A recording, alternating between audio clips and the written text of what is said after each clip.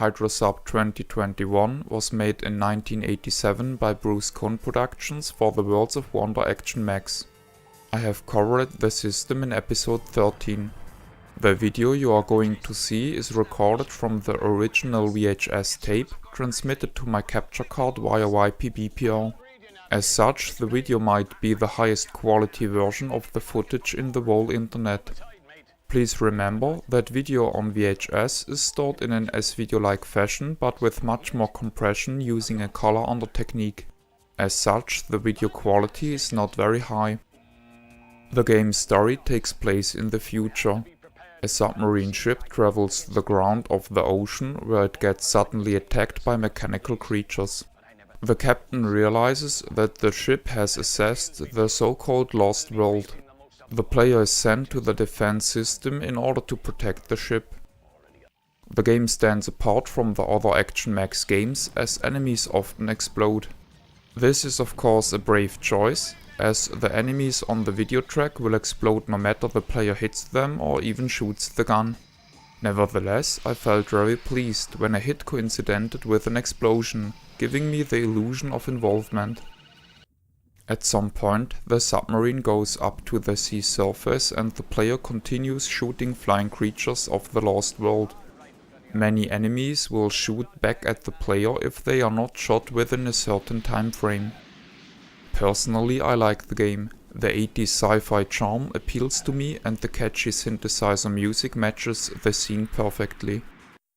The cover is held in the same style as the other ActionMax games, showing someone playing the system. The screen shows the moment when the submarine is on the surface and the flying creatures are fought. In my opinion, this is probably not the best choice for a game about a submarine adventure. I was able to do an interview with Ron Brody, the director of the game. He's one of the very few people who had lots of insights to the ActionMax system and Worlds of Wonder.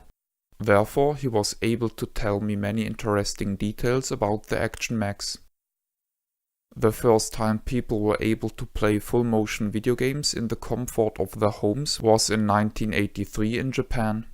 Laserdisc players were connected to MSX microcomputers for a great experience. A total of 11 games and 12 educational software titles were released in the following years. However, this was not very accessible to Europe and America, where both Laserdisc players and MSX computers just faced limited success in the market. Most people in both regions stuck to VHS tapes for their video needs. This didn't stop RDI Video Systems to develop their own FMV home system called Halcyon. First they chose CED as storage medium, but soon they switched to Laserdisc. However, unfortunately the project was shut down before its planned 1985 release. In 1985, Exlon started to prototype a VHS-based FMV gaming console, nowadays often referred to as Nemo. The project caught more attention as soon as toy giant Hasbro came on board to finance the project.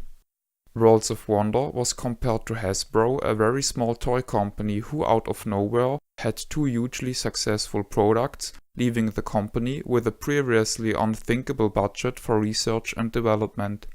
They had done two major toys, Teddy Ruxpin and Laser Tag. So they went from a very small toy company to all of a sudden having tremendous assets. They took these funds and tackled the industry's giant, as the ActionMax system was more or less Worlds of Wonder's answer to their Nemo. They set their sights against the big boys because at that time, Hasbro, they were coming up with their own system. So there was a lot of pressure to get this thing completed before they were able to launch. They really were, the first kind of independent studio, if you will, or really independent company that was going against, these big companies, Mattel and Hasbro, and people that had, tremendous, resources. Mr. Brody mentions Mattel, which also competed for the FMV game market, as they developed their Captain Power franchise. I knew that the budgets for early FMV games such as Night Trap and Sewer Shark was in the $1.5 to $3 million range and asked whether the budget per ActionMax game was comparable. They kept that budget fairly confidential, but I can assure you it was in a very high, it was well over $1 million for sure. Worlds of Wonder succeeded its competition as it was the very first to release a VHS-based FMV home system, predating the Mattel Captain Power, the Viewmaster Interactive Vision, and the Takara Bandai Video Challenger. The Nemo never came to stores as a sudden price increase of VRAM chips raised the cost of manufacturing beyond what Hasbro thought was acceptable. Worlds of Wonder planned to put more interactivity into their games when working on a successor system to the ActionMax. Similar to the 70s Nintendo FMV light gun games like Battleshark and Skyhawk, the plan was to have multiple independent video sections on the same screen picture, which would be selected upon user input. In contrast to the Nintendo's optomechanical approach, Worlds of Wonder would have done something similar to what Nemo attempted. You know, we were talking about the possibilities of branching at that time. It was being looked into. So had the company survived, I think that ActionMax would have evolved into a much more interesting and competitive, system. They talked about that you would actually have multiple streams working on the video. So you would have 3 or 4 or 5 different versions that were running in sync, and the system would be able to switch from one track to another, kind of like an 8-track audio recording, only with video. And that's what they were working on at that time. But sadly, that never came to happen, as for a tragic incident. In April 1985, the 19-year-old Leonard Joseph Falcon was killed as his laser tag gun was mistaken for a real gun. A deputy sheriff shot him twice with a 12-gauge shotgun on a schoolyard. Interestingly, the likeness of the involved toy gun was later used for NES clone light guns. Worlds of Wonder got into lots of trouble because of this incident and never recovered. It was just very sad that the company Worlds of Wonder met their demise the way they did, because they really were, tremendously innovative and trying to do things that were just really out of the box at that particular point in time. Of course, we also talked about the game shown in this review. Worlds of Wonder told Mr. Brody to use wooden guns in 38 Ambush Alley in order to turn down violence. I asked him whether this was also the reason why the enemies in Hydrosub 2021 were mechanical rather than living beings. I don't know if there was really any thought to that specific. I wish there was. The mechanical creatures were done by Jim Gamble, who worked previously on the models for Rescue of Pops Ghostly.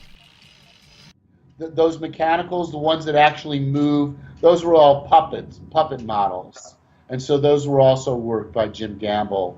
In Mr. Brody's opinion, Hydrosub 2021 is his best work for the ActionMax. I think the best one that came out was Hydrosub. It was the most effective because I think it had the most gameplay involved, and it was just had much more action. I asked Mr. Brody whether he remembers any frustrating aspects on his work for the ActionMax. What the user was really using and focusing on was the flashing target. Now, if that could have been encoded in a way that it was hidden, so that it was more integral into the footage, then that would have been a whole different experience as well. But to me, it didn't really quite matter how stunning or beautiful the models were, because they were all being covered up anyhow, ultimately. So, you're spending this tremendous amount of care, and then by the time, it gets all put on the system, it's all covered up into one big flashing light, and you're sitting there going, oh my God, believe, that we actually had to do that, My acknowledgement goes to Mr. Brody. I am so happy that he took the time and gave me the opportunity to do this interview. He was an important pioneer to FMV gaming and to light gun games. It was a big honor to me speaking to him. This is the end of the review. My name is Ben. I thank you for viewing.